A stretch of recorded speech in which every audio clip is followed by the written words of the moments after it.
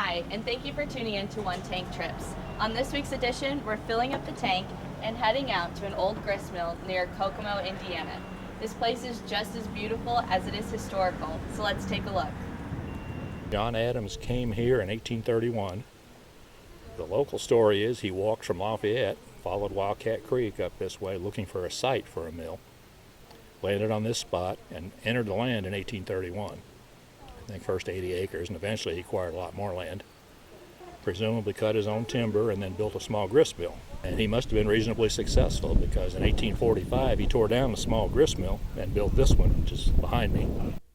Today, Adams Mill has been preserved as a historic site that showcases machinery that was used to create flour years ago.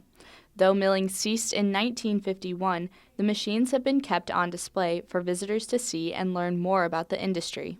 The miller here, a fellow named Claude Sheets, decided it just wasn't worth it to retrofit an old barn, given the size and given the competition with the big milling companies it's developing.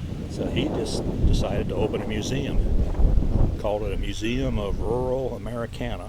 The mill has since switched owners and is now a non-for-profit that is supported by local businesses and volunteers. It is also situated on 80 acres of land, which means there's plenty of room for outdoor activities as well.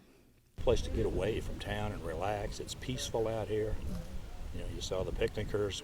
Today, I think we've had 6 or 7 different photography groups out here taking family pictures, things like that.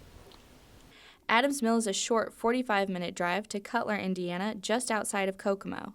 They are currently preparing for the Halloween season with their Haunted Mill event on October 17th, 24th, and 31st from 6 to 10 p.m.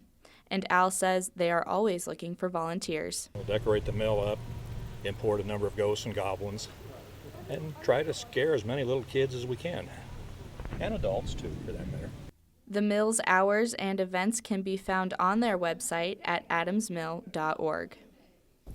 Though Adams Mill is no longer a functioning grist mill, it is still open to the community to come in and learn about the mill as well as the surrounding area.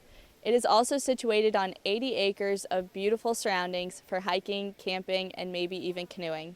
Reporting for Fast Track, I'm Beth Stanley.